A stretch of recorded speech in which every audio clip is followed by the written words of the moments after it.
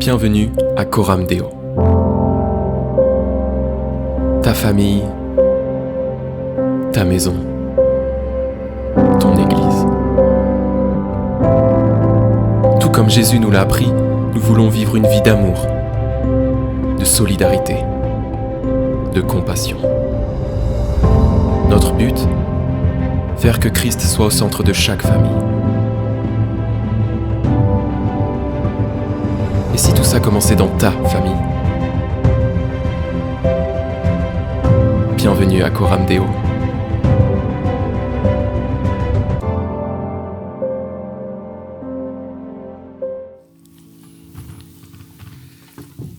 Oui, Dieu te voit là où tu es. Et ça me rappelle cette parole dans les évangiles, où tout au début de l'évangile de Jean, lorsque les disciples vont vers Jésus et que André va dire à Nathanaël, « Viens, je vais te présenter le Messie ». Nathanaël lui dit, le Messie, il vient d'où? Il vient de Nazareth. Est-ce que quelque chose de bon peut venir de Nazareth? Et là, donc, il y va quand même. Et Jésus se présente à lui. Avant que Nathanaël dise quoi que ce soit, Jésus lui dit, tu sais, avant que André ne vienne te chercher, je t'ai vu là où tu étais. Je ne sais pas si vous avez vu cet épisode dans le Chosen. C'est très marquant. Il est là, il était tout seul. Alors, l'évangile ne nous dit pas comment se sont passées les choses. Mais on peut imaginer que Nathanaël était tout seul. Il était avec ses pensées. Il posait des questions à Dieu. Personne ne l'entendait, personne ne le voyait, personne ne savait. Et Jésus, il vient lui dit, moi je te vois, je sais ce qui se passe. Alors Dieu te voit. Il sait ce qu'il y a dans ton cœur. Il connaît tes interrogations. Et il a une réponse pour toi. Alors saisis cela ce matin. Amen. J'aimerais encore une fois ce matin tous vous accueillir dans la présence du Seigneur et vous dire, le Dieu peut-être que tu ne connais pas, le Dieu peut-être sur lequel tu te poses des questions, peut-être le Dieu que tu te dis, bon, de toute façon, il m'a oublié, peut-être le Dieu que tu connais depuis des années, ce même Dieu-là, il vous accueille tous, il t'accueille en te disant, j'ai quelque chose pour toi. Je t'aime et je veux le meilleur pour toi. D'ailleurs, je l'ai déjà prouvé en donnant mon Fils, Jésus-Christ, sur la croix. Et ce matin, l'Esprit va agir et te montrer réellement que ce Dieu existe et qu'il est là, présent. Alors, je vais simplement demander à ceux qui nous visitent pour la première fois de vous lever afin que l'on puisse vous accueillir vivement, que l'on puisse vous voir. C'est au fond aussi, il y en a. Alors, que Dieu vous bénisse pleinement. Dieu a de grandes bénédictions pour vous aussi ce matin. Et merci de nous faire la grâce et la joie de pouvoir être là ce matin au milieu de nous. Notre famille, la famille de Dieu ici, vous accueille. Que Dieu vous bénisse. Quels sont ceux qui croient que Dieu parle et qu'il promet certaines choses? Voilà, super. Maintenant, quels sont ceux qui croient que ces promesses de Dieu se réalisent toujours, tôt ou tard? Yes. Est-ce que ces promesses sont des promesses d'encouragement? Amen. Ce ne sont pas des promesses pour nous culpabiliser.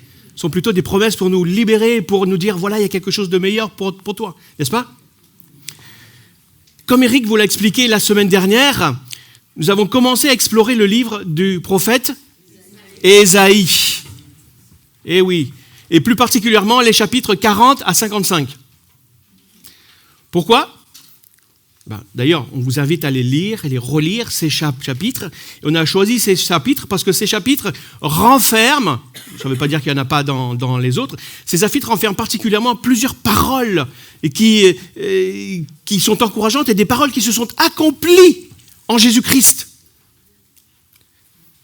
Chez les autres prophètes aussi, de l'Ancien Testament. Donc, juste, encore une fois, pour vous resituer le contexte, Ésaïe a vécu environ 700 ans, quand même, avant Jésus. Il a prophétisé des grandes choses, des grandes promesses qui se sont réalisées en Jésus lui-même. Et Ésaïe a prophétisé pendant 60 ans, sous le règne de 4 rois. C'est pas rien. Et son nom, vous savez ce que signifie Ésaïe? Oui, l'Éternel sauve, le salut de l'Éternel sauve. Son livre est appelé l'Évangile de l'Ancien Testament.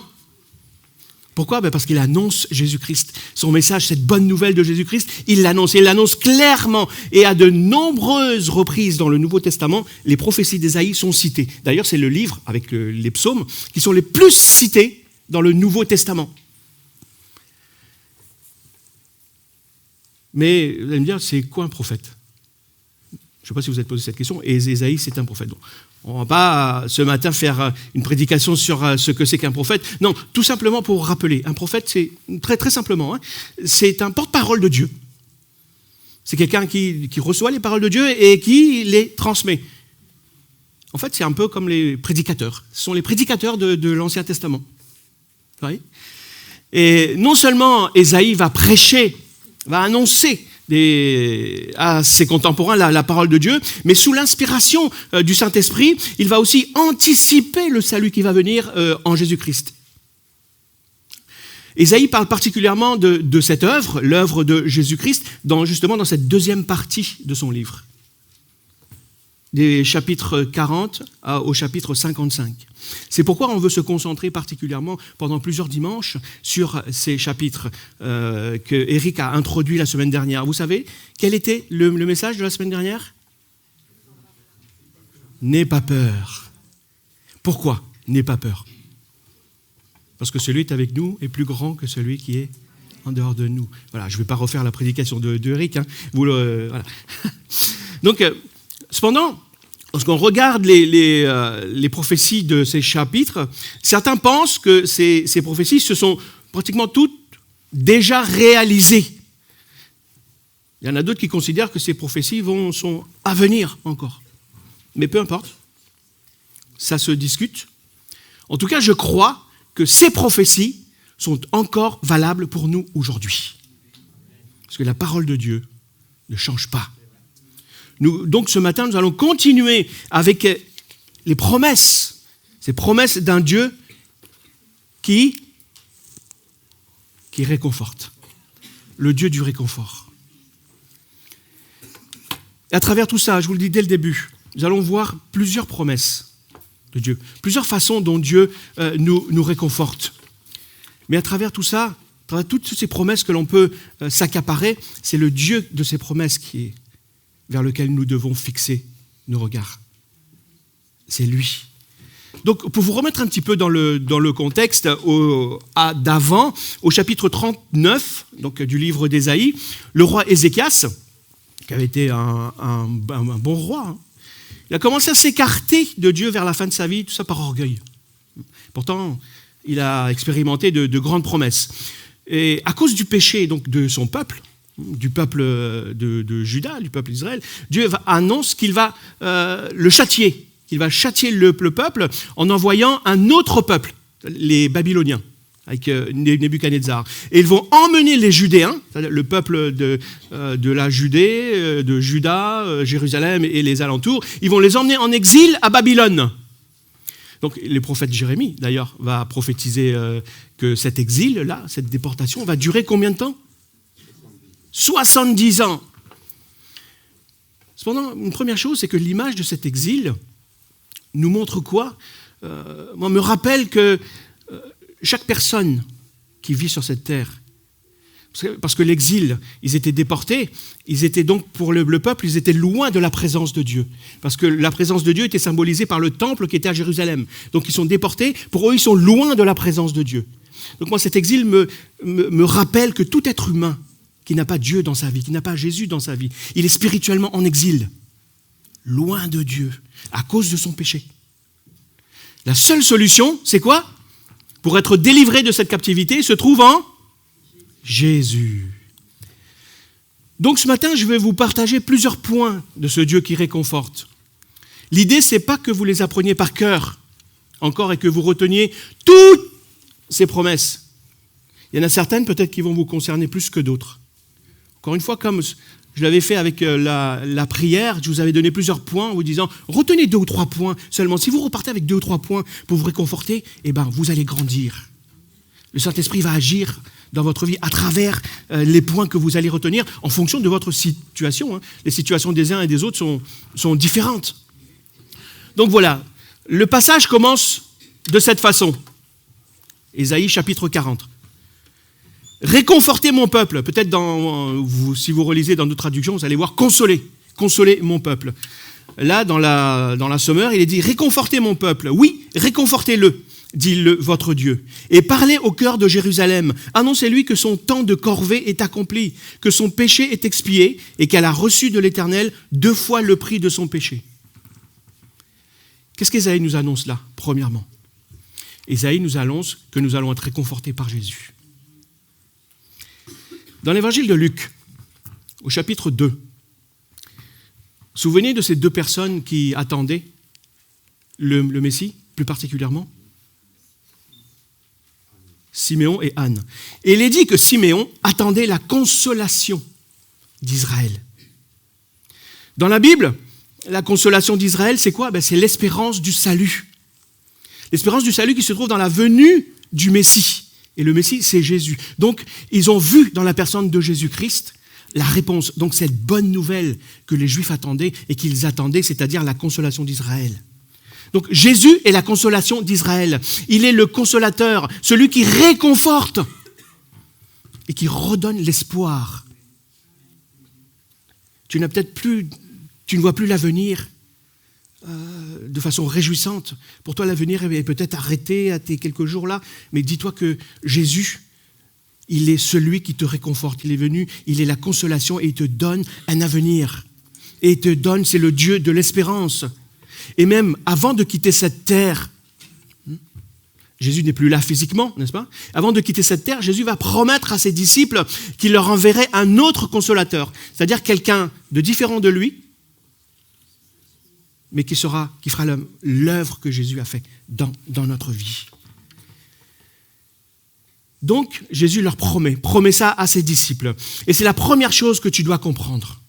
Premièrement, c'est que Jésus est venu pour te consoler, pour te réconforter, pour te sauver. Il est venu pour te consoler, pour te sauver de ton passé. Peut-être que tu traînes encore, qui est un peu lourd. Il est venu pour te sauver, pour te réconforter dans tes épreuves présentes, dans tes difficultés présentes, et de tout ce qui est à venir, que tu ne sais pas encore. Il a déjà fait ça. Donc, ton véritable réconfort se trouve en Jésus. Ésaïe écrit en fait que le Messie qui viendra sera appelé Emmanuel. Ça veut dire quoi? Dieu avec nous. Donc quand tu mets ta confiance en Jésus, qu'est-ce qui se passe? Il est avec toi, il devient ton réconfort, il devient ta consolation. Et même si les circonstances de ta vie ne changent pas, tu auras le courage de les affronter parce que Jésus est avec toi, parce que tu n'es plus seul, Dieu est avec toi et il va t'aider à traverser ces moments. Il ne va pas te dire qu'il va les enlever, qu'il va les ôter. D'ailleurs, lorsque Jésus va prier pour ses disciples, particulièrement pour Pierre, il va dire à Pierre, Satan a essayé de vous cribler, essaye de vous déstabiliser, essaye de vous entraîner loin de moi. Jésus ne dit pas, je vais prier pour que Satan vous laisse tranquille. Il a prié, il a dit, Satan, il fait son job. Moi, je vais faire mon job. Je vais prier pour que toi, tu ne défailles pas, pour que ta foi reste solide, parce que je suis avec toi, Pierre. Et c'est ça qui fait la différence. Ce n'est pas le changement systématiquement des circonstances. Parce que, vous savez, lorsqu'un enfant est affolé, vous avez déjà tous vu ça, qu'est-ce que l'enfant cherche? Les bras de ses parents. Les parents le prennent dans ses bras et le consolent, le rassurent. Il le calme. Voilà ce que Dieu veut faire avec ta vie. Parce que l'enfant se sent en sécurité. Et c'est pour ça que Ésaïe continue en disant, on entend une voix crier. Cette voix qui dit, dégagez un chemin dans le désert pour l'Éternel. Nivelez dans la steppe une route pour notre Dieu. Toute vallée sera élevée, toute montagne abaissée, ainsi que toutes les collines. Les lieux accidentés se changeront en plaines, les rochers escarpés deviendront des vallées. Alors, la gloire de l'Éternel sera manifestée à tous les hommes, et tous les hommes la verront à la fois. L'Éternel l'a promis. Qu'est-ce que Dieu dit ici? Dieu dit que sa gloire sera manifeste et tu la verras. Tu vas voir la gloire de Dieu. C'est une promesse de Dieu. Donc Ésaïe nous enseigne, deuxièmement, que tu peux être réconforté par la gloire de Dieu. Nous sommes réconfortés par la gloire de Dieu. Ce passage, il est bien connu. Qui l'a repris, ce passage, dans le Nouveau Testament ? Jean-Baptiste. Il a repris pourquoi ? Mais pour annoncer la venue du Seigneur, du Messie. Quand le Seigneur arrivera, donc toi, tu dois être prêt. Tu dois être préparé avant. Ton cœur doit être préparé pour le recevoir. Il y a toujours un temps de préparation pour recevoir Dieu. La Bible appelle cette préparation la repentance. Ouais. La repentance, c'est quoi ? C'est reconnaître ton état. Tant que tu vis, tu fais comme si de rien n'était dans ta vie, le problème reste toujours là. C'est lorsque tu passes par ce chemin de repentance que ton cœur est préparé à vivre une restauration. Ésaïe nous dit que c'est parce que Dieu veut manifester sa gloire qu'il nous appelle à la repentance. Mais c'est quoi la gloire de Dieu ? C'est tout simplement la manifestation de sa présence. Dieu se manifeste, il manifeste sa présence. Dieu veut être présent dans ta vie, mais il ne veut pas que cela reste invisible. Est-ce qu'on peut voir ce qui se passe à l'intérieur ? Est-ce que vous voyez ce qui se passe dans mon cœur et dans mes pensées ? Heureusement. Heureusement pour moi d'ailleurs. Parce qu'il y a des choses que je ne voudrais pas voir être projetées sur un écran en ce qui me concerne, dans mes pensées et dans mon cœur. Dieu sait ce qu'il fait. Il me préserve, il me préserve tous. Donc, mais Dieu ne veut pas que sa présence dans notre vie reste tout simplement invisible. La présence de Dieu n'est pas quelque chose de mystique qu'il veut que tu expérimentes simplement au fond de ton cœur toi-même. Non, Dieu veut que sa gloire soit manifeste, soit visible dans ta vie, parce que c'est Dieu qui est avec toi. Et ce Dieu-là, il veut rendre visible sa présence dans ta vie, dans ta famille, dans ta vie d'église, dans ton travail, dans tes relations, dans tout ce que tu fais. Dieu est présent, mais il veut que cela se voie. Donc, quand on te regarde, qu'est-ce qu'on voit ? Est-ce qu'on peut constater que Dieu est avec toi ?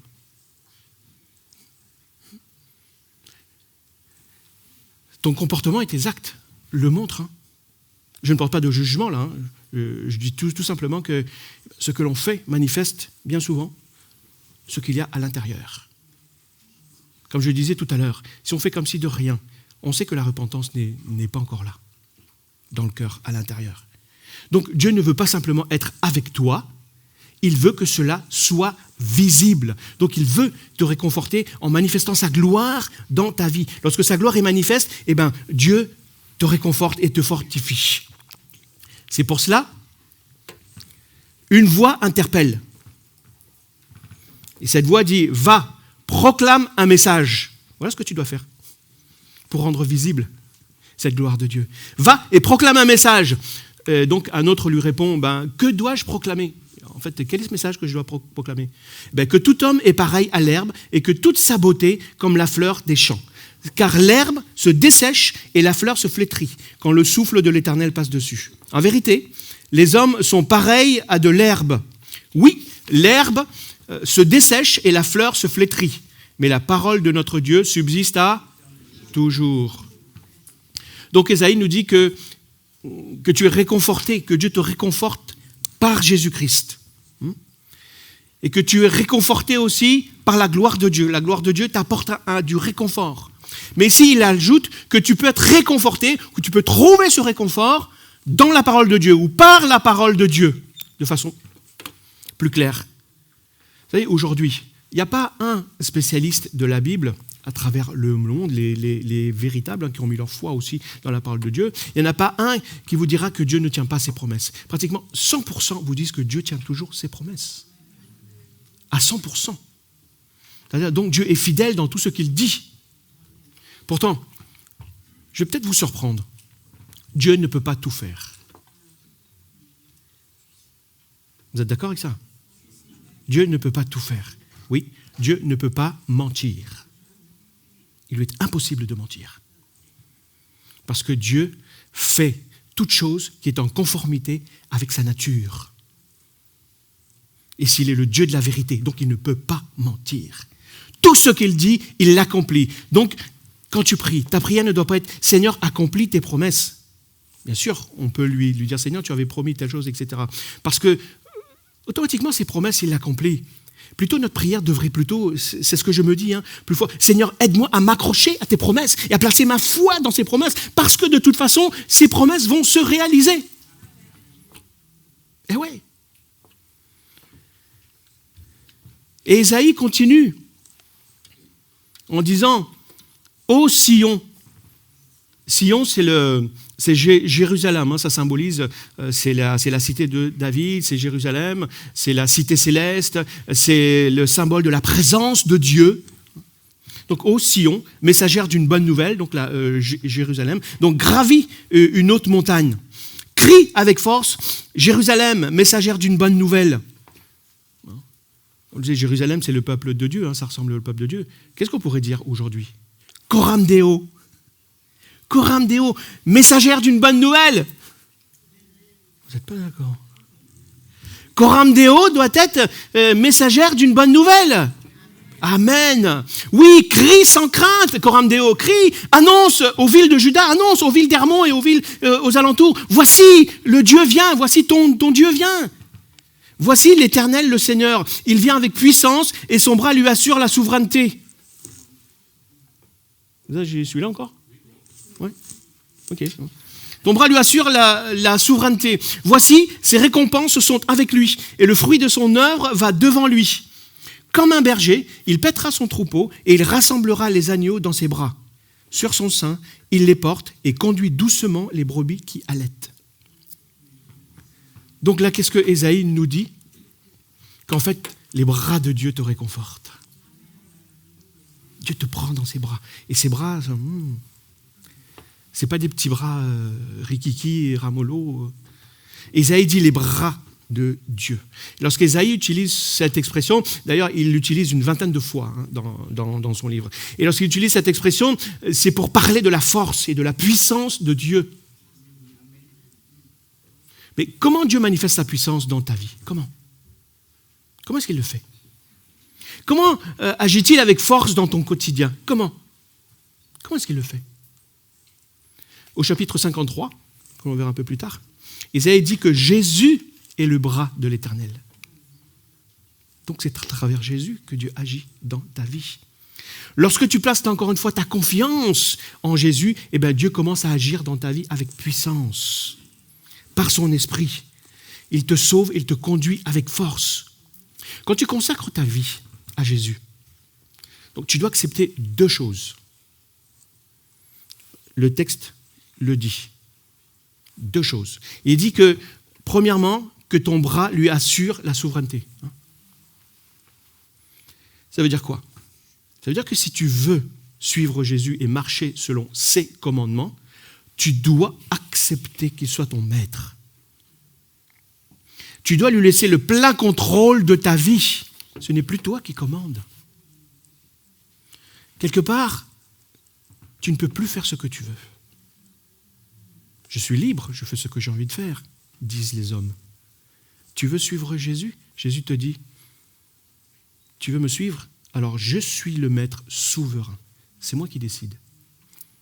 Mais on oublie souvent que si on pratique de la sorte, si on accepte cette souveraineté, Dieu ne décidera jamais quelque chose pour nous faire du mal. Jamais. D'ailleurs, deuxièmement, il rassemble les agneaux dans ses bras. Quand tu donnes ta vie à Jésus, ça veut dire qu'il prend soin de toi. Il s'occupe de toi. Tu peux lui remettre toutes tes pensées, toute ta vie, pour tous tes besoins. Il prend soin de toi. Il n'y a pas une partie de ta vie où il est dépassé. Tu dois laisser agir le Seigneur dans ces deux dimensions. Certains me disent, Seigneur, dans la prière, Seigneur, prends soin de moi. Mais t'inquiète, pour ma vie, j'ai le contrôle. Je suis zen, j'ai la maîtrise, j'ai le contrôle. Puis d'autres peut-être disent, Seigneur, dirige ma vie, tu en es le maître, mais pour les besoins, ne t'en fais pas, je saurai toujours m'en sortir. Je m'en occupe, t'inquiète, je suis assez débrouillard, etc. Je trouverai toujours une solution. Non, là, Ésaïe déclare que si tu mets ta foi en Jésus, il prend le contrôle de ta vie et tu dois lui laisser le contrôle complètement de ta vie. Et il s'occupe de tes besoins, tu peux tout lui remettre. C'est plutôt rassurant, je trouve. Quoi qu'il se passe dans ta vie, épreuve, maladie, tentation, fais confiance. Fais confiance à Dieu. Il garde le contrôle, il ne t'abandonnera jamais. D'ailleurs, ce Dieu-là, il va exprimer qui il est maintenant. Qui a mesuré l'océan dans le creux de sa main? Aujourd'hui, les hommes ne savent plus, ils n'ont pas les outils pour sonder vraiment les abysses, les profondeurs. Qui a déterminé les dimensions du ciel et la largeur de sa main? Les scientifiques disent que l'univers est immense. Ils parlent de l'univers observable seulement. Et ils disent que la plus grosse partie, c'est de l'univers que l'on ne peut pas observer. Donc on le définit par calcul, tout simplement. Mais même là, ils ne savent pas où sont les limites. Qui a bien pu peser les montagnes sur la bascule et les coteaux sur la balance? Voici, les nations sont pour lui comme une goutte d'eau tombant d'un seau. Petite goutte d'eau. Ou comme un grain de sable sur le plateau d'une balance. C'est-à-dire que ça ne fait même pas bouger la balance. Voici, les îles et les régions côtières, il les soulève comme une poussière. Les cèdres du Liban ne suffiraient pas à nourrir le feu de son autel. Tous les animaux qui y vivent ne seraient pas assez nombreux pour l'Holocauste. À qui voudriez-vous me comparer? Dit Dieu. À qui? Au grand de l'histoire de l'humanité? Qui sera mon égal? Demande le Dieu saint. Qui? Levez bien haut les yeux et regardez. Qui a créé les astres? On ne peut mesurer la puissance qui se trouve ne serait-ce que dans les étoiles. Vous imaginez? C'est celui qui fait marcher leurs armées, l'armée des cieux, ces étoiles et tout le cosmos, en bon ordre, et qui les convoque tous. Chaque astre à sa place. Leur mouvement est réglé comme une horloge. D'ailleurs, Voltaire qui était contre la religion, contre Dieu, il a dit « J'ai du mal à concevoir que l'horloge de l'univers n'est pas un horloger ». Même lui, c'est tellement évident. Donc celui qui fait marcher leur armée en bon ordre, qui les convoque tous, les nommant par leur nom, et grâce à sa grande puissance et à sa formidable force, pas un ne fait défaut. Dans ce passage, Ésaïe nous dit tout simplement, réalise quel Dieu tu as. Qui est Dieu et quel est ce Dieu que tu as, en qui tu places ta confiance. Voyez qui il est? Une chose fondamentale que tu as besoin de te rappeler constamment, mais constamment, c'est que ton Dieu n'est pas un petit Dieu. Ce n'est pas un petit gars. C'est le Dieu de la grandeur. Et une grandeur infinie. Il n'y a pas d'échelle pour mesurer qui est Dieu. Et un des problèmes des chrétiens ou même des hommes, c'est qu'ils imaginent Dieu, ils se conçoivent un Dieu à leur mesure, selon leur conception du monde, la façon dont ils perçoivent les choses. Mais le peuple, lui, qui était en exil, le peuple d'Israël qui est en exil sous la puissante domination des Babyloniens, eh bien, il pense que Dieu les a abandonnés. Et il s'interroge, il se dit, est-ce que les Babyloniens ne seraient pas plus forts que notre Dieu? Puisque regardez, on est en exil, il nous écrase, et Dieu, où il est? C'est comme nous, n'est-ce pas? Nous disons, oui, nous connaissons Dieu, nous savons qui il est, nous avons expérimenté plein de choses avec lui. Mais qui, lorsqu'il traverse des difficultés, n'a pas cette petite pensée d'abord dans sa tête, mais où est Dieu? Et puis d'arriver à se dire, même si on ne le dit pas directement, lorsqu'on se focalise sur nos problèmes, et moi le premier, ben ça veut dire quoi? Ça veut dire quoi? Que ben, c'est ce problème qui détermine ma vie. Alors que ce n'est pas le cas. Ésaïe répond justement en disant, sois réconforté par la grandeur de Dieu. Réalise qui est Dieu, ce Dieu qui est grand. Parce que personne n'est son égal. Personne ne peut être comparé à lui. Vous savez, la Terre contient plus de 7 milliards de personnes, d'êtres humains maintenant.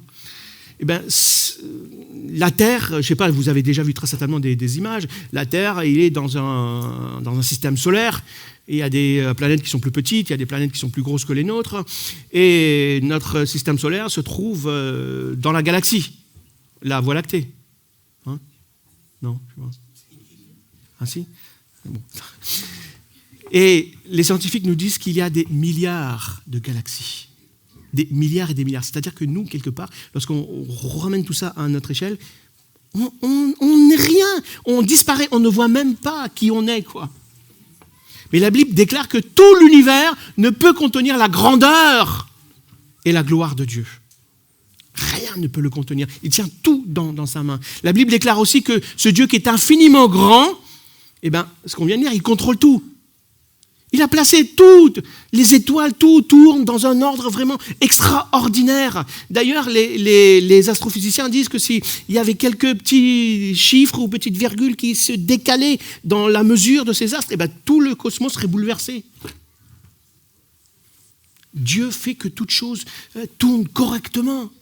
C'est ce Dieu-là, il contrôle tout, il connaît tout, même le nombre de cheveux sur ta tête, même si tu n'en as que 3, il les connaît. Bon, il y en a qui ont plus que 3, je sais. Ce Dieu qui tient tout l'univers dans ses mains, il est capable de tenir ta vie dans ses mains. Il est capable de contrôler ta vie aussi, quoi qu'il se passe. Mais qu'est-ce qu'on peut faire pour satisfaire ce Dieu grand? Qu'est-ce qu'on peut lui apporter? Isaïe dit au verset 16, « Les cèdres du Liban ne suffiraient pas à nourrir le feu de son autel. Tous les animaux qui y vivent ne seraient pas assez nombreux pour l'Holocauste. » Ça veut dire quoi? À l'époque, moins maintenant, le Liban était connu pour ses forêts. Était vraiment beaucoup de choses. Donc si tu voulais trouver du bois à l'époque, lorsque Salomon avait construit le temple et qu'il voulait trouver du bois, etc., ben, ils allaient dans ces régions. C'est là que tu devais aller, au Liban, pour trouver du bois, parce qu'il y avait du bon bois, du cèdre. On parle des cèdres du Liban. D'ailleurs, le cèdre, c'est l'emblème qui se trouve sur le drapeau, sur le drapeau libanais. Donc, en fait, Ésaïe dit, si l'on prenait tout le bois du Liban, c'est une image pour dire que si l'on prenait tout le bois qui existait, et tous les animaux qui vivent à l'intérieur de ce bois, cela ne suffirait pas pour offrir à Dieu notre reconnaissance, un holocauste. Cela ne suffirait pas pour satisfaire l'immensité de sa grandeur. Cela te permet quoi? Si tout ce qui existe sur cette terre, tout le bois de cette terre, tous les animaux ne suffiraient pas à manifester à Dieu notre reconnaissance, ça te permet de réaliser la grandeur du sacrifice de Jésus-Christ. Parce que la Bible dit que Dieu n'a agréé qu'un seul sacrifice, un sacrifice parfait, celui de Jésus. Et par le sacrifice de Jésus, tous les péchés des hommes de l'humanité peuvent être pardonnés. Est-ce que Dieu est capable de prendre soin de toi maintenant? Alors ne t'inquiète pas. Sois réconforté par la grandeur de Dieu. C'est pourquoi, donc, par conséquent, parce que Dieu est grand, il est illimité, et que tu peux être réconforté par sa grandeur. Donc pourquoi donc est-ce que tu continues à crier? C'est ce qu'Ésaïe va dire. Pourquoi donc, ô Jacob, parles-tu ainsi? Dieu est loin de moi, Dieu m'a oublié, etc., etc. Et pourquoi dire, ô Israël, mon sort échappe à l'Éternel et mon Dieu ne fait rien pour défendre mon droit? Dieu m'a oublié, il ne s'occupe plus de moi. Ne le sais-tu donc pas? N'as-tu pas appris que l'Éternel est Dieu de toute éternité? C'est lui qui a créé les confins de la terre. Il ne se lasse pas, il n'est pas fatigué, il ne s'épuise pas et son intelligence ne peut être sondée.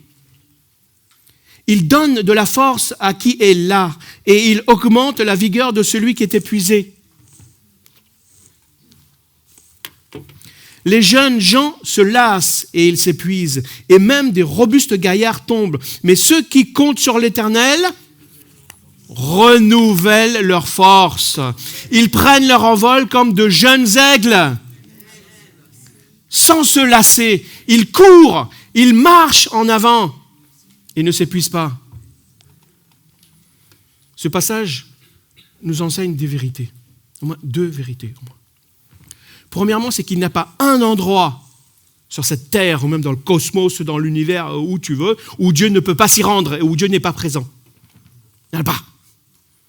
Et deuxièmement, là où Dieu se trouve, là où il y a sa présence, il manifeste aussi sa puissance. Si tu es à bout de force dans tes épreuves, dans tes difficultés, tu peux t'appuyer sur cette vérité. Et spirituellement, tu seras renouvelé. Parce que si tu es suffisamment fort spirituellement, même lorsque tes forces physiques faiblissent, tu vas tenir le coup. Mais si ton corps est plein de vigueur, plein de santé, quelque part plein de réussite, et que ton âme est fatiguée, ça risque d'être très compliqué. La Bible dit que Dieu ne se fatigue pas. Il n'a pas besoin de s'arrêter pour reprendre son souffle. Il n'a pas besoin de dormir, nous dit un psaume. Il ne dort ni ne sommeille. Celui qui veille sur Israël, celui qui veille sur toi. Même pendant que tu dors, il veille sur toi. Et Dieu ne ralentit pas, même pas pour reprendre son souffle. Il agit constamment dans ta vie. Et constamment, il agit dans ta vie, il agit dans le monde de façon très continue. Ceux qui espèrent en l'Éternel renouvellent leur force. Tu sais, lorsque tu as Dieu dans ta vie, c'est ton épreuve qui finira par s'épuiser. Pas la force qui est en toi. À un moment donné, ton épreuve va diminuer. La seule chose que tu as à faire, c'est de te confier en Dieu et d'espérer en lui. Et Ésaïe dit cela de façon particulière. Donc, premièrement, sois réconforté par la force de Dieu. Dieu est puissant, il est capable de te réconforter. Donc, voilà pourquoi, tiens-toi en silence. Tenez-vous en silence devant moi, vous, les îles et les régions côtières. Que les peuples lointains raniment leur courage, qu'ils approchent, qu'ils parlent. Oui, allons ensemble en justice. Qui a fait lever de l'Orient celui que la justice entraîne sur ses pas? Là, Ésaïe parle de Cyrus, que Dieu va envoyer. Qui lui a livré les nations et qui a abaissé des rois? Son épée pulvérise les peuples devant lui et son arc les disperse comme un fétu de paille emporté par le vent. Qui accomplit tout cela? Qui le fait arriver? Qui appelle à la vie les générations d'hommes dès le commencement, c'est-à-dire dès la création? Qui? Dites-le moi. C'est moi, l'Éternel, moi qui suis le premier et qui suis avec les derniers. Oui, c'est bien moi. Vous savez, là, il y a plein de questions qui sont posées dans ce passage. Qui fait ceci? Qui emmène tel roi? Qui fait incliner telle chose? Qui crée telle chose? Qui fait arriver telle chose? Qui donne la vie aux êtres humains? Qui? La seule réponse à toutes ces questions, c'est quoi? C'est moi, l'Éternel. Et là, Ésaïe prophétise que le peuple va aller en exil. Ce n'est pas encore le cas. Il prophétise que le peuple va aller en exil. Et il annonce également que la délivrance de cet exil, de l'épreuve, donc, va arriver. Vous voyez ce qu'il fait? Il annonce que le problème va arriver, mais il annonce que la solution va arriver aussi. En général, nous savons tous que la vie nous réserve toutes sortes de difficultés, toutes sortes d'obstacles. Oui ou non? Mais est-ce que vous savez quand ça va arriver? Vous ne savez pas. On ne sait pas les difficultés que l'on va rencontrer. Cependant, Dieu déclare, et il te dit ce matin, qu'il te soutiendra et qu'il a une promesse pour toi dans l'épreuve que tu ne vis pas encore, que tu vas vivre. C'est rassurant. Parce que le jour où la difficulté va arriver, tu te rappelleras de cette promesse. Dieu te dira, oui, la promesse, elle est là, mais Dieu avait déjà dit qu'il y aurait là de la délivrance. Donc, ok, ça ne veut pas dire qu'on y va la fleur au fusil, non. Mais qu'on persévère dans cette épreuve, parce que Dieu est là.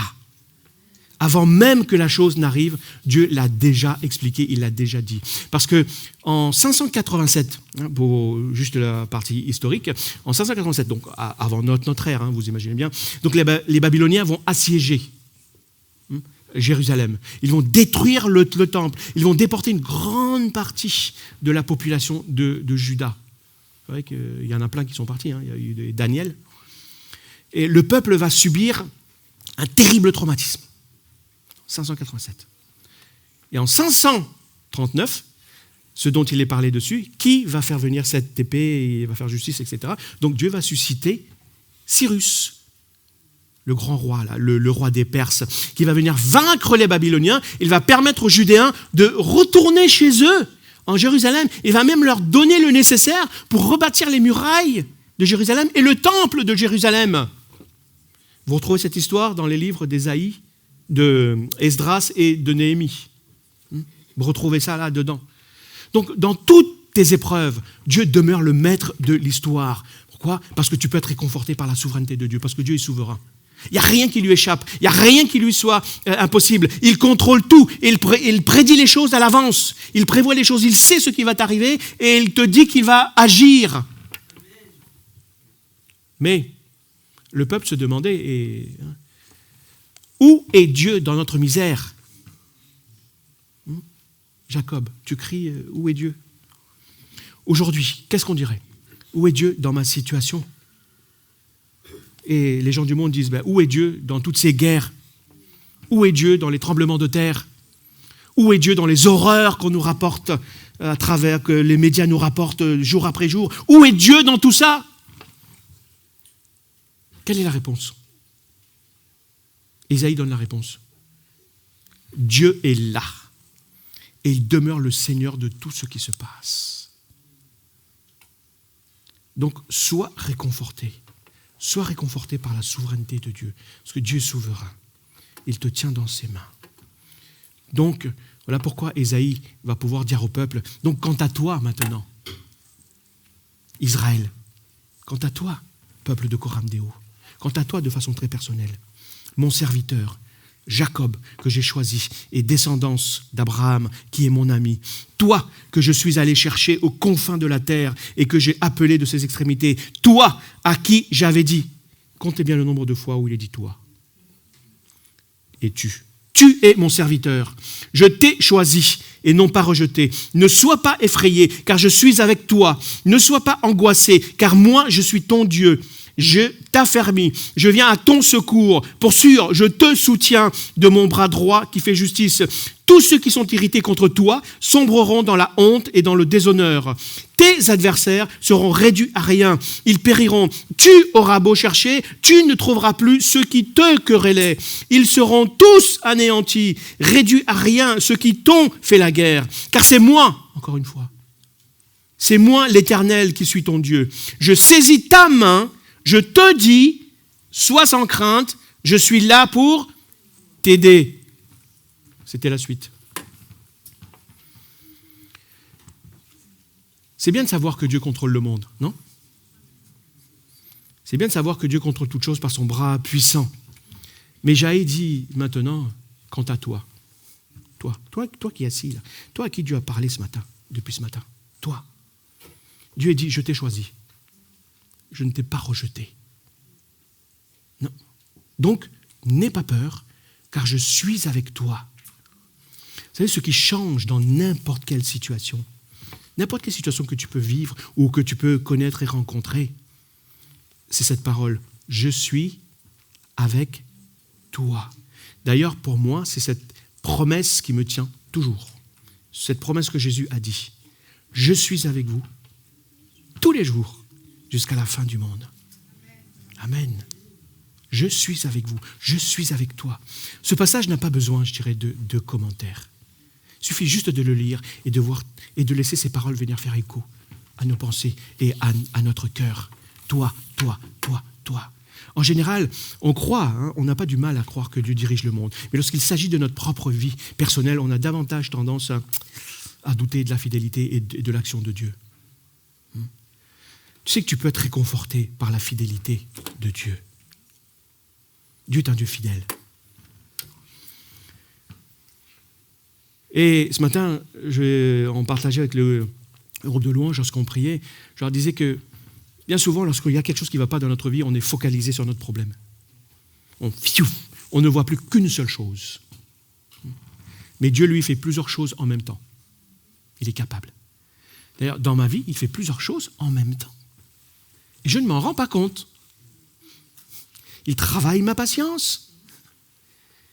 Et ô combien il y en a besoin. Il augmente ma sagesse. Et ô combien j'en ai besoin. Il augmente ma connaissance, qui est encyclopédique. Il affine ma réflexion, mon discernement. Il transforme mon cœur. Il ne fait pas une chose à la fois. Quand j'ai fini ça, je fais ça. Dieu travaille dans toutes ces dimensions, dans ma vie, en même temps et de façon très simultanée. Mais je n'en suis pas conscient. Donc, à moi de croire que Dieu est fidèle pour agir dans ma vie. Même lorsque je ne vois pas une chose, je crois, et la Bible me dit, que Dieu agit dans plusieurs domaines de ma vie simultanément. Est-ce que tu le crois à ça? Parce que Dieu est fidèle, il ne te laissera pas tomber. Et c'est ce que Dieu veut faire justement réaliser au peuple. Il va leur dire, sois donc sans crainte. Sois donc sans crainte, vermisseau de Jacob. On n'aime pas trop ça quand on nous dit minus. Hein, vous aimez ça quand on vous dit minus? Et surtout avec le ton, vous savez, le ton dédain. T'es qu'un minus. Vermisseau de Jacob. Oh, petit Israël. Non, ne sois pas, sois sans crainte, n'aie pas peur, car je viens à ton aide. L'Éternel le déclare. Celui qui te délivre, c'est le Saint d'Israël. Voici, je fais de toi un traîneau de battage tout neuf, armé, traîneau de battage, c'est une herse, tout neuf, armé de pointes. Tu battras les montagnes, tu les broieras, tu rendras les collines semblables à la paille. Oui, tu les vanneras et le vent les emportera. L'ouragan les dispersera, mais toi, tu placeras ta joie en l'Éternel et ta fidélité dans le Saint d'Israël. Tu sais, Dieu est en train de faire une œuvre dans ta vie. Aujourd'hui. Dont les fruits ne seront peut-être pas visibles tout de suite. Les fruits seront visibles peut-être dans quelques semaines, dans quelques mois, dans 1 an, peut-être même dans 5 ans, ou peut-être même dans 10 ans. Mais en tout cas, rassure-toi, Dieu agit présentement dans ta vie. Et Ésaïe a parlé de la grandeur de Dieu. C'est ce qu'on a vu tout à l'heure. Malgré notre petitesse, nous les vermisseaux, notre petitesse, notre insignifiance, comme je vous le disais, ce Dieu si grand, il se soucie de nous. Est-ce que vous avez déjà été à la pêche? Enfin, vous avez déjà eu des pêches? Est-ce que vous avez déjà vu ceux qui vont à la pêche prendre, vous savez, un petit vermisseau, là, un petit verre, l'asticot, les mettre sur l'hameçon et puis jeter? Est-ce que vous vous êtes dit, ah, le pauvre asticot, vite, je vais le sauver? Non? Oui? Pourquoi? Vous dites, c'est insignifiant. On a souvent tendance à croire qu'il se passe la même chose avec nous, alors que Dieu dit non. Tu es un vermisseau, oui, mais je me soucie de toi. Tu as du prix à mes yeux. Tu comptes pour Dieu. Tu es précieux pour lui. Tu as du prix pour lui. Dieu a fait une œuvre et il fait une œuvre de transformation dans ta vie. De ce petit vermisseau, là, Dieu fait de toi un traîneau de battage tout neuf. Encore une fois, armé de pointes. Tu vas battre, tu vas broyer, tu vas rendre les collines semblables à de la paille. Voilà ce que Dieu dit. Vous savez, cet instrument-là, cet truc de battage, là, ce traîneau de battage, c'est une herse. Et ça servait, c'était des traits avec des pointes au bout, et qu'on attachait à un animal de trait et qu'on trayait. Et ça servait à quoi? Ça servait à préparer l'endroit où l'on va semer, peut-être à le recouvrir. En fait, ça servait à casser toutes les mottes pour rendre la terre plus friable, pour pouvoir accepter la semence et laisser l'eau pénétrer convenablement dedans pour que la semence puisse germer. Son passage aplanit le sol. Donc du petit vermisseau inutile, insignifiant, tu deviens utile entre les mains de Dieu. Tu te rends compte? Tu deviens un instrument qui va permettre à la semence de produire du fruit. C'est exceptionnel. Tu deviens utile entre les mains de Dieu. Le Saint-Esprit apporte donc de nouvelles capacités dans ta vie, choses que tu n'avais pas soupçonnées. Il te rend capable, et il te rend utile, et il te rend aussi efficace, comme ce traîneau de battage. Et le succès, en fait, de ce traîneau-là, il ne se trouve pas dans le traîneau lui-même. Il se trouve où? Il se trouve entre les mains de celui qui l'utilise. Alors Dieu veut te transformer, mais il veut que tu sois malléable entre ses mains. Donc, sois réconforté par le secours et l'intervention de Dieu dans ta vie. Je vais peut-être demander au groupe de louanges de venir et je vais terminer avec ce passage. Ceux aussi qui auront été désignés par la scène pourront aller se préparer. Les opprimés, les pauvres cherchent de l'eau sans en trouver, dit Ésaïe. Et la soif dessèche leur langue. Moi, l'Éternel, je les exaucerai. Moi, le Dieu d'Israël, je ne les délaisserai pas. Je ferai sourdre, c'est-à-dire je ferai jaillir, des rivières du sommet des montagnes, et je ferai jaillir des sources au milieu des vallées. Je transformerai le désert en étang, rempli d'eau, et le pays aride en sources jaillissantes. Je planterai dans le désert le cèdre et l'acacia, le myrte et l'olivier. Je ferai croître dans la steppe le cyprès, le pin et le buis, pour que tous voient et reconnaissent et qu'ils observent, qu'ils comprennent que c'est la main de l'Éternel qui a fait toutes ces choses, que le Saint d'Israël en est le Créateur. Amen. Donc mon dernier point, il est assez simple. C'est que tout simplement, tu peux être réconforté par toutes les promesses de Dieu. Trouve ta promesse dans tout ce qui a été dit ce matin. 1, 2, 3, 4, si tu les as toutes retenues, gloire à Dieu. Parce que tu as une très bonne mémoire.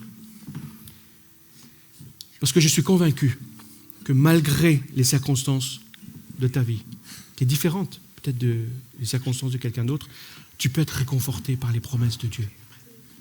Pourquoi ? Parce qu'à travers ces promesses, tu dois réaliser qui est ton Dieu.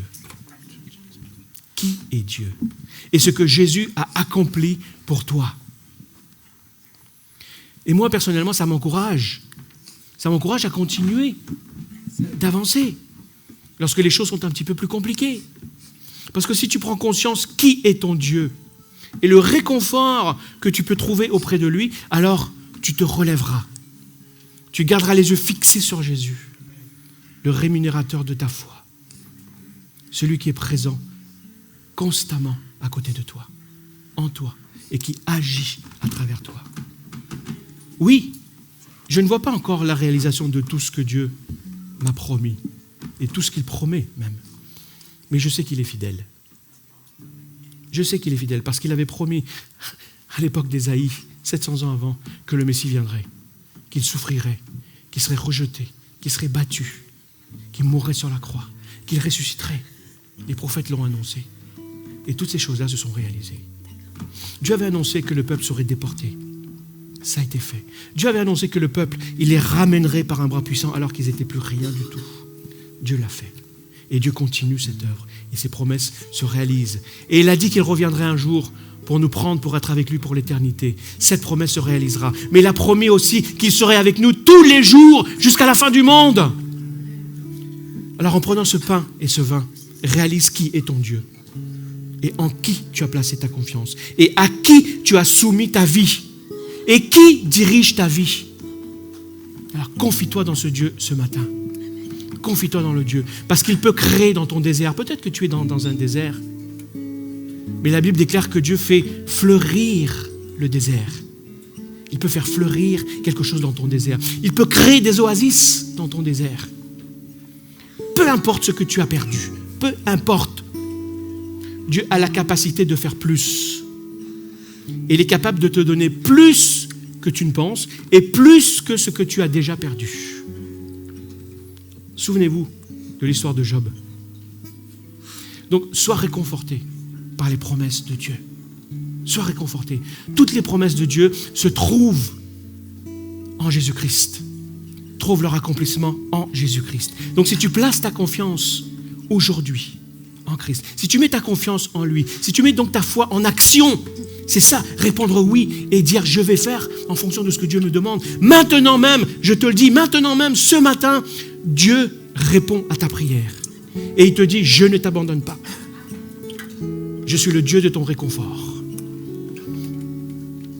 Donc les promesses de Dieu peuvent devenir une réalité dans ta vie dès ce matin. À toi de décider.